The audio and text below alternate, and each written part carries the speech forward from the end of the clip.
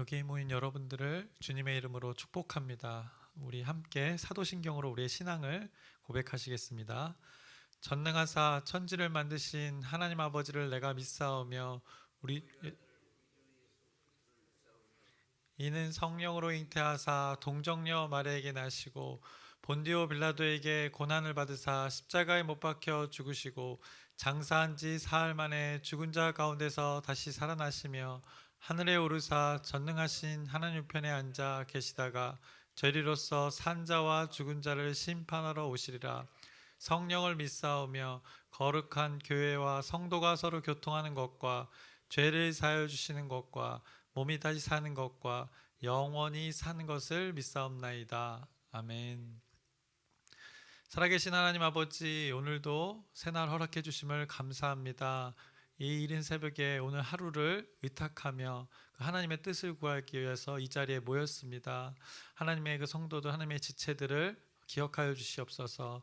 우리의 뜻을 구하는 것이 아니라 하늘의 뜻, 하나님의 뜻을 구하오니 오늘 우리에게 주어진 시간 가운데 그 하나님의 뜻을 결정케 하시옵시고 선택하게 하여 주시옵소서.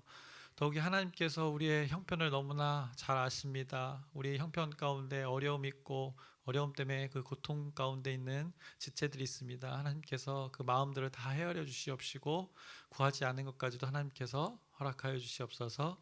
예수님의 이름으로 기도드렸습니다. 아멘. 함께 찬송가 218장 찬양하시겠습니다. 새 찬송가는 218장, 통일 찬송가는 369장입니다. 내 마음과 정성을 다하여서 주 너의 하나님을 사랑하라. 내 몸을 아끼고 사랑하듯 형제와 이웃을 사랑하라. 주께서 우리에게 명하시니 그 명령 따라서 살아가리. 널 미워 해치는 원수라도 언제나 너그럽게 사랑하라. 널 핍박하는 자 위에서도 신실한 마음으로 복을 빌라.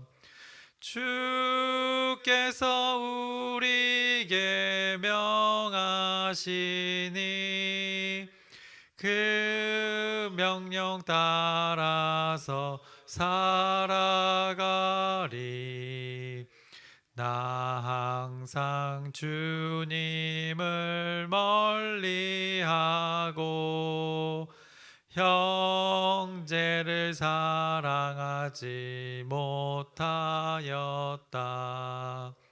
이러한 죄인을 사랑하사 주께서 몸 버려 죽으셨다. 속죄의 큰 사랑 받은 이 몸 내 생명 다 바쳐 충성하리. 아멘.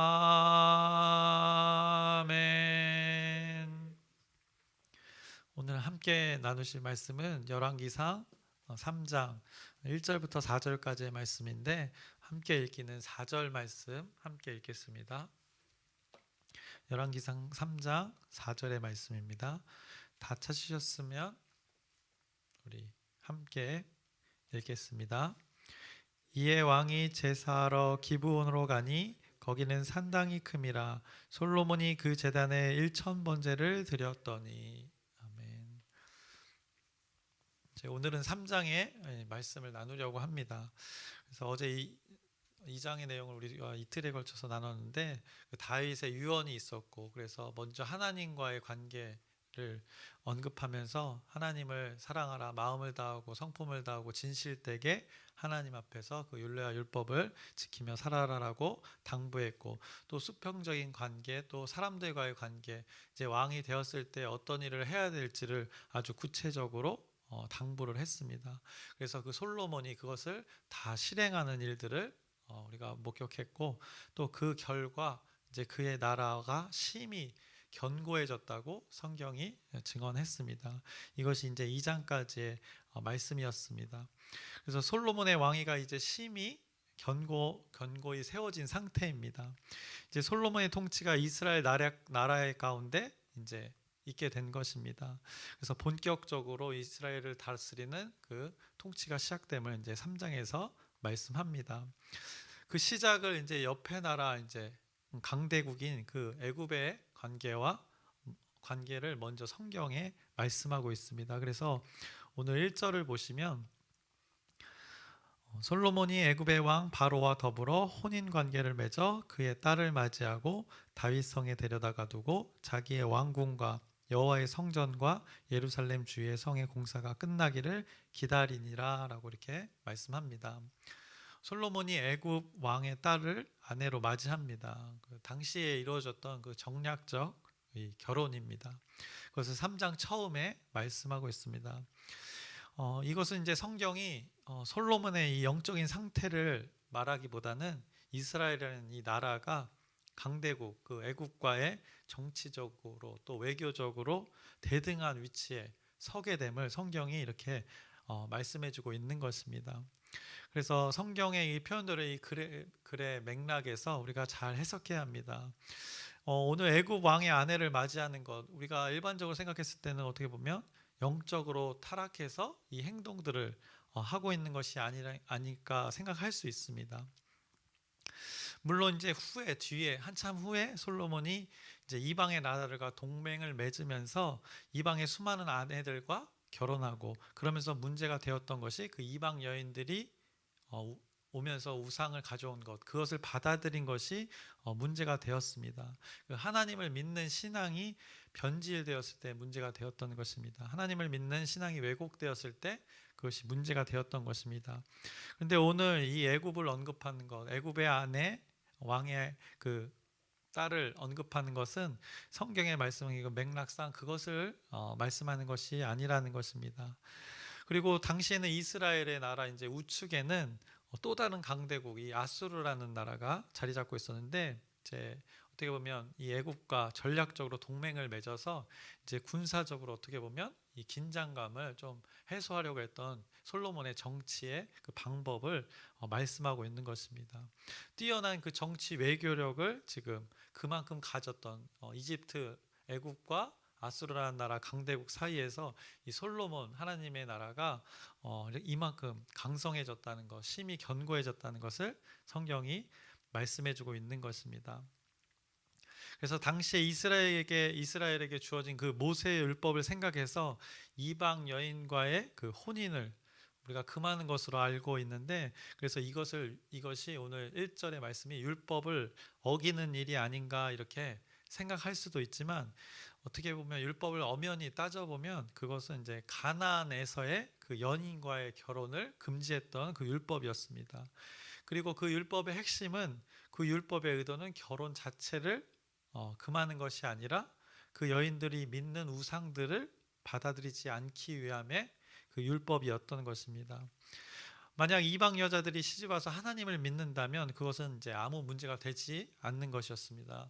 가나안 정복 때 거기에 족속들을 이스라엘 백성들이 흡수할 때 하나님의 공동체로 이렇게 합쳐지는 것을 우리가 목격했습니다. 이것이 율법의 목적이었습니다. 예나 지금이나 이 하나님의 말씀은 이렇게 기계적으로 적용할 어떤 그 법이 아니었습니다. 하나님을 믿는 신앙이 보존이 되는 것이 이 율법의 목적이었고 하나님의 바람이었던 것입니다. 그래서 이 3장 처음에 말씀하고 있는 이 애굽의 딸과의 결혼을 기록한 이 목적은 이스라엘의 나라가 솔로몬 때 엄청나게 강력한 나라가 되었음을 말씀해 주는 것입니다. 그래서 이어서 2절을 보겠습니다. 그때까지 여호와의 이름을 위하여 성전을 아직 건축하지 아니하였으므로 백성들이 산당에서 제사하며라고 이렇게 말씀하고 있습니다. 그리고 이제 아직 이스라엘에는 성전이 존재하지 않았다고 성경이 말씀합니다. 그래서 백성들이 산당에서 제사를 드렸다고 성경이 말씀하고 있습니다. 그래서 성경이 계속해서 반복해서 지금 이스라엘의 그 불신앙을 말씀하고 있는 것일까요? 이방 여인과의 결혼, 또 산당에서의 그 제사, 솔로몬 때의 하나님을 향한 그 불신앙을 성경이 계속해서 벌써 지금 나열하고 있는 것일까요? 후에 솔로몬이 아주 뒤에는 이렇게 변질되지만 지금은 그것을 말씀하는 것이 아닙니다. 이런 불신한 어떻게 보면 불신앙으로 우리가 받아들였을 때 이 해석을 불신앙으로 받아들이게 되면 그 다음에 이어지는 말씀들이 앞뒤가 안 맞게 됩니다. 이런 불신앙하는 솔로몬에게 하나님이 이제 갑자기 꿈에 나타나셔서 엄청난 그 하늘의 지혜를 허락하실 그 하나님이 아니시기 때문입니다. 그리고 그로 하여금 하나님을 예배할 그 성전을 짓게 허락하시지 않을 것입니다. 그래서 성경이 이렇게 되면 앞뒤 맥락이 너무 안 맞는, 어떻게 보면 신뢰성이 떨어지는 말씀이 될 수도 있는 것입니다. 그런데 그런 오해가 없도록 오늘 우리가 시간을 들여서 오늘 이렇게 짧은 구절이지만 나누고 있는 것입니다. 그래서 앞서 애굽의 딸과의 그 말씀은 제가 어느 정도 말씀을 드렸습니다. 그런데 이번에 산당은 또 뭔가, 산당에서 제사하는 게 이게 정상적인가 우리가 생각해 볼 수 있습니다. 그러면 성경이 왜 지금 산당에서의 제사를 언급하는지를, 이 성경의 의도를 우리가 파악해야 됩니다. 산당에서 제사 드려지는 이유를 오늘 말씀이 여호와의 이름을 위하여 성전을 아직 건축하지 않아서라고 이렇게 말씀하고 있습니다. 그래서 이 2절의 이유를 분명하게 말씀해 주고 있습니다. 다윗의 생전에 그 다윗이 하나님을 위해서 하나님이 거하실 처소를 짓고 싶어 했으나 그것을 하나님은 다윗에게는 허락하지 않으셨습니다. 그리고 이제 다윗에 이어 왕이 된 그 솔로몬을 통해서 그 일을 이루시려고 하는 것입니다. 그래서 성경은 그 예배 처소에 대해서 지금 자꾸 언급하는 것입니다. 솔로몬의 왕위가 이렇게 견고해진 그때에, 솔로몬이 왕으로 자리 잡은 그때에 이제 하나님께서 그를 통해서 하시고자 하는 바를, 그 내용을 성경이 이제 복선을 이렇게 쫙 까는 것입니다. 무엇이라 복선을 깔고 있는가 하면 아직 성전이 존재하지 않았기에 백성들이 산당에서 제사를 드렸다는 것입니다. 이 말에 뭐가 핵심입니까? 성전이 없다는 것이 핵심입니다.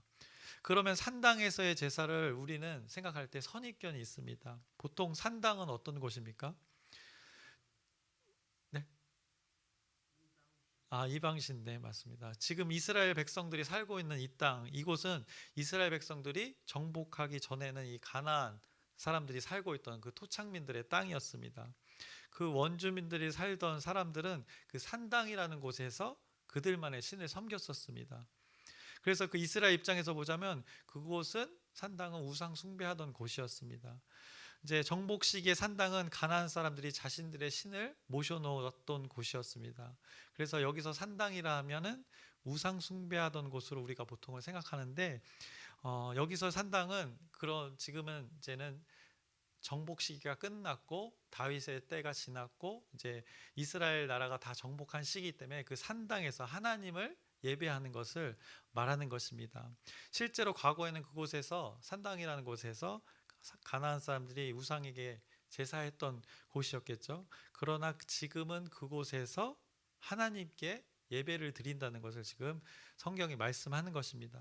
설사 그곳이 과거에는 우상을 섬기던 산당의 자리였다 할지라도 그곳에서 지금 하나님께 제사를 드렸다는 것을 성경이 말씀하고 있는 것입니다. 그래서 말씀의 의도를 우리가 잘 파악해야 합니다.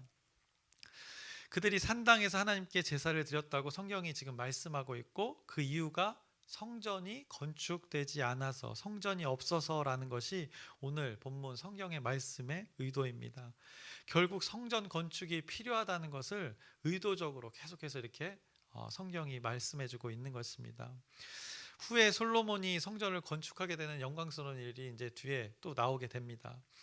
그리고 그 성전이 건축된 이후에 산당에서 드려지는 그 예배에 대해서는 이제 성경이 매우 부정적으로 말씀하게 되는 것입니다. 성전이 있기 전에는 흩어져서 이제 각 지파별로 예배를 드렸는데, 성전이 건축된 이후에는 이곳 한 곳에서 하나님을 예배하기로 약속을 한 것이고, 이제 그 이후에 산당에서 드려지는 예배는 성경에서 이제 부정적으로 말씀하게 되는 것입니다. 그래서 이런 흐름을 우리가 잘 구분하면서 우리가 성경을 봐야 할 것입니다. 그래서 아까도 맥락을 말씀드렸다시피 이제 3절을 보시면 이런 말씀이 나옵니다. 3절에 솔로몬이 여호와를 사랑하고 그의 아버지 다윗의 법도를 행하였으나 산당에서 제사하며 분향하더라 라고 이렇게 말씀합니다. 여호와를 사랑하고 그의 아버지 다윗의 법도를 행하는 솔로몬이 산당이라는 곳에서 이 우상 숭배를 했다는 말이 아니라 여호와를 사랑하고 그의 아버지의 다윗의 법도를 행하는데, 그들에게 하나님께 온전히 드려질 그 제사의 장소가 없었다는 것을 지금 성경이 다시 한번 언급하게 되는 것입니다. 그래서 산당에서 제사 드리고 있는 그들의 모습을 지금 말씀해주고 있는 것입니다. 그래서 성전이라는 것을 우리가 생각해 볼 때 과거에 그 광야에서의 그 성전의 모형이 있습니다. 그러나 이제는 하나님께서 지시한 땅에 정착을 한 것입니다. 그래서 이곳에 맞는 예배의 장소가 이제 그들에게 필요해진 것입니다. 과거 다윗이 하나님을 향해 품었던 마음, 하나님이 거할 그 처소, 그것이 이루어지기 위한 그 필요성을 성경이 이 솔로몬 때의 열왕기상 초반에 말씀하고 있는 것입니다. 성전이 이제는 꼭 지어져야만 한다. 하나님을 예배하는 장소가 이스라엘 백성들에게 필요한 때가 됐다라고 이렇게 성경이 말씀하는 것입니다. 그래서 다시 한번 말씀드리자면, 이스라엘 백성들이 산당에서 우상을 섬겼다, 이것을 말하는 것이 아니라 성전이 없는 이스라엘 백성들이 산당에서 하나님께 예배를 드렸다는 것을 오늘 성경이 말하고 있는 것입니다. 그들에게 한 곳에서, 이제 한 장소에서 하나님께 제사 드릴 성전이란 장소가 마땅히 없었다는 것을 성경이 말해주고 있다는 것을 여러분들이 꼭 기억해 주시길 바랍니다. 그래서 앞서 2장에서도 우리가 확인했었지만, 솔로몬의 왕권을 견고히 했다는 것은 이스라엘의 나라가 통일 왕국으로서의 모든 모습을 갖추어가는 것을 말씀하는 것입니다. 다윗을 통한 그 왕권의 기초가 잘 닦아졌고, 그때도 왕권과 국력이 아주 강성했지만 이 솔로몬 때에 이르러 어느 때보다 이제 강력한 국력이 생긴 시기였던 것입니다. 그런데 그들에게 아직 한 곳에 모여 한 장소에서 하나님을 예배할 성전이 없었던 것을 성경이 지금 언급하고 있는 것입니다. 왕권은 이제 집중되었으나 하나님을 예배하는 것은 집중되지 못했었습니다. 광야에서처럼 모든 지파가 한 곳에서 성막을 중심으로 살아가던 그들이 이제 가나안 땅에 머물게 되면서 많은 정복의 시간을 통해서 자신들 각자의 방법의 예배를 드렸었는데, 그것들이 산당에서의 그 예배였던 것입니다. 흩어져 살게 되면서 각자의 자리에서 예배를 드렸던 것입니다. 이제 그 예배의 중심을 한 곳으로, 한 장소로 모으고 있는 것입니다. 그래서 하나님을 예배하는 한 장소의 기틀을 마련함을 통해서 이 예루살렘으로 예배를 집중시키는 일들을 솔로몬이 하는 것입니다. 그 예배 한 곳에서의 예배 드림의 정당성을 지금 2절이 말씀하고 있었던 것입니다. 그래서 3절을 보시면 더 이해가 잘 되는 것이, 다시 한번 읽겠습니다. 솔로몬이 여호와를 사랑하고 그의 아버지 다윗의 법도를 행하였으나 산당에서 제사하며 분향하더라. 앞서 말씀드렸다시피 솔로몬이 우상을 섬겨서 산당에서 제사 드린 것이 아니라 성경은 분명하게 말씀합니다. 솔로몬이 여호와를 사랑하고 그의 아버지 다윗의 법도를 행하였다. 그러나 산당에서 제사하며 분향하더라 라고 이렇게 성전의 필요성을 정확하게 성경이 말씀하는 것입니다. 이제 4절을 보시면 이제 제사하러 기브온으로 갑니다. 거기에는 또 큰 산당이 있다고 성경이 말씀합니다. 그 산당에 무엇이 있었냐? 모세의 장막, 회막이 있었습니다. 그 기브온에. 그리고 부살렐이 만들었던 그 놋 제단도 그 산당에 존재하게 됩니다. 그래서 그들이 솔로몬이 거기 기브온에 가서 하나님께 예배하는 것을 성경이 말씀합니다. 그래서 이 근거를 또 역대하에 말씀하고 있습니다. 역대하 1장 3절에서 6절의 말씀을 보시면 솔로몬이 온 회중과 함께 기브온 산당으로 갔으니 하나님의 회막 곧 여호와의 종 모세가 광야에서 지은 것이 거기에 있음이라. 다윗이 전에 예루살렘에서 하나님의 궤를 위하여 장막을 쳐 두었으므로 그 궤는 다윗이 이미 기럇 여아림에서부터 그것을 위하여 준비한 곳으로 메어 올렸고 옛적에 훌의 손자 우리의 아들 브살렐이 지은 놋제단은 여호와의 장막 앞에 있더라. 솔로몬이 회중과 더불어 나아가서 여호와 앞 곧 회막 앞에 있는 놋제단에 솔로몬이 이르러 그 위에 1000마리 희생으로 번제를 드렸더라라고 이렇게 성경이 증언하고 있습니다. 이 산당에서 지금 하나님께 예배하는 것, 우리가 선입견을 가지고 있던 것들을 여기서는 잘 우리가 풀어가야 하는 것입니다. 그래서 각 지파들이 자신들이 있는 땅에서 각자의 장소에서 오늘 언급되는 그 산당, 각 지역에서의 산당에서 하나님께 제사 드리고 있었던 이스라엘의 상황이었습니다. 이제 이것을 하나의 성전을 중심으로 예배하는 것을 형성해가는 그 과정을 오늘 성경이 말씀하고 있는 것입니다. 그래서 조금 이제 성도님들이 성경을 읽다 보면 이렇게 의문을 품고 있는 부분들이 있는데 이것을 제가 좀 가려운 부분을 좀 긁어드리고 싶어가지고 이렇게 높은 언덕에 제가 나중에 사진을 보여드릴 텐데 높은 언덕에 이게 그냥 이렇게 넓은 공간입니다. 막 우리가 생각하는 어떤 절 이런 거보다 이런 언덕 위에 산 꼭대기쯤에 이렇게 왜냐하면 제사를 드리려면 이렇게 번제를 태우려면 그리고 돌들 이렇게 제단 같은 것들이 보통 있습니다. 그래서 거기 나중에 바알 선지자하고 엘리야하고 하듯이 똑같이 뭐 형태는 별반 차이가 없는데 이제 하나님께 예배하는 그것이 대상이 달랐던 것이 핵심인 것 같습니다. 네네 그렇게 막 우리가 생각하는 막 이렇게 절에서 생각하는 그런 건물을 산당하면 그런 이미지가 떠오르잖아요. 근데 실제는 그렇지가 않습니다. 자료들 보면은 네 그래서 아무튼 다시 본문으로 우리가 돌아오자면 당시에는 기브온에 가서 예배를 드렸다고 이렇게 말씀하고 있고 4절을 다시 한번 우리가 아까 처음에 읽었는데 다시 읽어보면 이에 왕이 제사하러 기브온으로 가니 거기는 산당이 큼이라 솔로몬이 그 제단에 1000번제를 드렸더니 라고 이렇게 말씀합니다. 기브온에서 솔로몬이 1000번제를 드립니다. 느닷없이 솔로몬이 1000번제를 드린 것입니다. 1000번제는 여러분들이 잘 아시죠? 1000번의 제사가 아니라 이 1000마리의 제물을 번제로 한 번에 드린 것을 말씀합니다. 1000번제 이것은 무엇을 의미합니까? 전심을 말하는 것입니다. 하나님, 저 하나님 앞에서 전심으로 나아갑니다. 나의 이 고백을 받아주소서 하면서 느닷없이 하나님 앞에 솔로몬이 예배를 드렸습니다. 왜 제가 자꾸 지금 표현을 하면서 느닷없이 드렸다고 언급을 하냐면 솔로몬이 어떤 무엇을 바라고 드린 제사가 아니라는 것입니다. 어떤 이유 때문에 그 제사를 드린 것이 아니라는 것입니다. 그가 바라는 바가 있어서 원하는 바가 있어서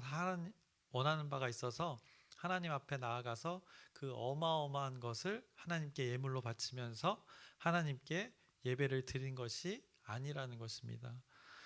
그래도 하나님께 1000번제를 드렸던 이유를 굳이 이유를 단 하나 찾자면 3절에 나왔던 여호와 하나님을 사랑한 것뿐입니다.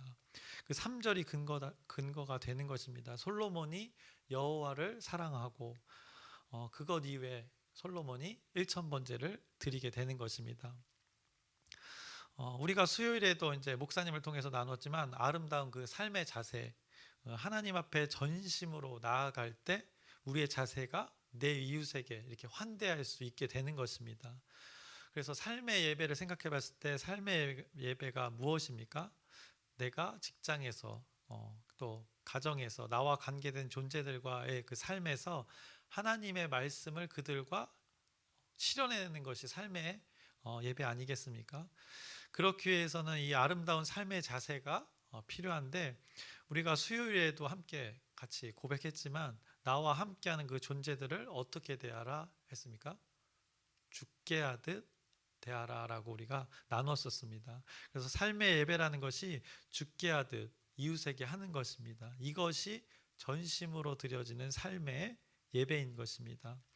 이 솔로몬의 전심을 우리의 삶에 적용해 볼 때 옆에 있는 우리 지체에게, 또 우리가 같이 살고 있는 가족에게, 동료에게, 또 이웃에게 죽게 하듯 하는 것이 이 전심의 삶의 예배가 아닌가 생각해 볼 수 있습니다. 오늘 1,000번제를 드린 솔로몬이 그 드린 제물을 볼 때 제물의 숫자나 양이 중요한 것이 아니라 그보다 먼저 그가 드린 예배 드린 태도와 자세, 그리고 정신, 그 마음이 아주 중요하다고 생각할 수 있습니다. 저는 그것을 전심이라고 표현하겠습니다. 그것이 하나님을 감동케 했던 것입니다. 그리고 나서 그 기브온에서 그 제사를 드린 밤에 여호와 하나님께서 이제 솔로몬 꿈에 나타나게 되시는 것입니다. 그러면서 하시는 말씀이 내가 내게 무엇을 줄까? 너는 구하라라고 이렇게 어마어마한 말씀을 하신 것입니다. 이제 이 말씀은 이제 우리가 다음 월요일 날 나누도록 하겠습니다. 그래서 오늘 말씀에서 여러분이 기억해야 할 것은 솔로몬이 강력한 그 국력을 바탕으로 이제 흩어져 있던 예배 장소를 한 곳으로, 그 한 중심으로 모으면서 하나님이 거하시는 그 임재 장소를 분명히 하려고 하는 것입니다. 그것에 대한, 그 성전에 대한 당위성과 필요성을 오늘 짧은 구절에 강조하고 있는 것입니다. 솔로몬의 모습을 보았을 때 결코 지금 이 순간만큼은 이방 여인에 빠져서 이방인의 신들을 그 성전에 모셔두고 음란에 빠지고 죄악에 빠졌던 것이 아닙니다. 그래서 이방 여인 딸을 받아들인 것에 대해서 오해가 없으셔야 되고, 산당에서 우상을 숭배하며 죄악을 저질렀던 것이 아니라는 것을 우리가 잘 알아야 됩니다. 성경은 오히려 그가 여호와를 사랑했다 말씀합니다. 그의 아버지 다윗의 법을 행하였다고 말씀하고 있습니다. 이런 흐름을 이런 흐름 속에서 솔로몬이 하나님을 사랑함에 있어서 또 그 어마어마한 제사를 드리게 되는 것입니다. 진실되고 전심으로 나아가는 예배를 하나님께 드립니다. 1,000번제, 그것을 기억해야 됩니다. 무엇을 원해서, 무엇을 바래서 1,000번제를 드린 것이 아닙니다. 근데 우리는 어려움과 그 고통 속에 직면했을 때 우리는 그런 것이 이유가 돼서 전심으로 나아가는 경우가 많습니다.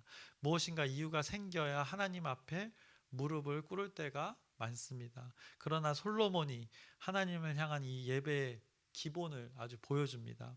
여호와 하나님을 살아가는 것 하나 그 하나 들고 아무 이유 없이 전심으로 1,000번째 예배를 드렸습니다. 그래서 우리의 삶의 모습이 이러했으면 좋겠습니다. 저와 여러분의 예배가 예배당이건 지체들과 그 교제를 하건 차를 마시던 함께 여행을 가든 가족과의 대하든 우리의 삶이 하나님을 사랑하는 것이 이유가 되어서 죽게 하듯 살아가셨으면 좋겠습니다.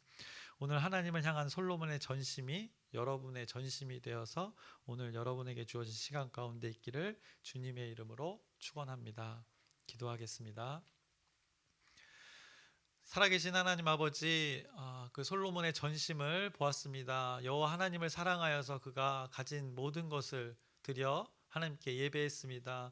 우리도 동일하게 아무 이유 없이 하나님을 사랑하는 이유 하나로 하나님을 예배하며 살아가길 원합니다. 그 삶의 예배를 살아가길 원합니다. 모든 이들에게 죽게 하듯 하며 살아가길 원합니다. 우리의 이 작은 마음을 하나님께서 기억하여 주시옵시고 그 마음을 기억하시고 우리의 삶의 형편을 인도하여 주시옵소서. 예수님의 이름으로 기도드렸사옵나이다. 아멘. 하늘에 계신 우리 아버지여, 이름이 거룩히 여김을 받으시오며 나라의 마옵시며 뜻이 하늘에서 이루어진 것 같이 땅에서도 이루어지이다. 오늘날 우리에게 일용할 양식을 주옵시고 우리가 우리에게 죄 지은 자를 사하여 준 것 같이 우리의 죄를 사하여 주옵시고 우리를 시험에 들게 하지 마옵시며 다만 악에서 구하옵소서. 나라와 권세와 영광이 아버지께 영원히 있사옵나이다. 아멘. 기도 제목 4가지만 나누겠습니다. 오늘 있을 이 금요 기도회를 위해서 기도 부탁드립니다. 그래서 하나님의 임재가 이곳에 가득하도록, 말씀을 준비하는 우리 담임 목사님과 또 찬양을 인도하시는 전도사님과 또 함께 목소리로 또 악기로 찬양하는 우리 헤세드 찬양팀과 그리고 함께 예배할 우리 성도들을 위해서 여러분의 기도 부탁드립니다. 그 시간에 이 지역에 또 기도가 하고자 하는 이들이 이곳에 함께 모여서 예배 장소가 되도록 여러분의 기도 부탁드립니다. 그리고 아프신 분들을 위해서 계속해서 기도 부탁드립니다. 아프신 분들 영육간에 강건할 수 있도록 회복의 역사가 있도록 여러분의 기도 부탁드립니다. 그리고 모레 주일은 이제 목장데이입니다. 목장이 또 하나의 작은 교회 공동체로서 그 모임의 시간에 그 말씀과 그 교제를 통해서 회복과 치유가 하나님의 살아계심의 증거들이 풍성히 나타나는 모임이 될 수 있도록 여러분의 기도 부탁드립니다. 그리고 마지막으로 오늘 말씀을 기억하면서 솔로몬이 여호와 하나님을 사랑하는 것 그 하나뿐이었습니다. 그가 성전을 지었던 것도 일천번제를 드렸던 것도 모두 하나님을 사랑하였기 때문입니다. 우리가 이런 사랑으로 전심으로 하나님 앞에 나아가는 오늘 우리의 삶 되도록 우리 주여 크게 한번 부르짖고 함께 기도하시겠습니다.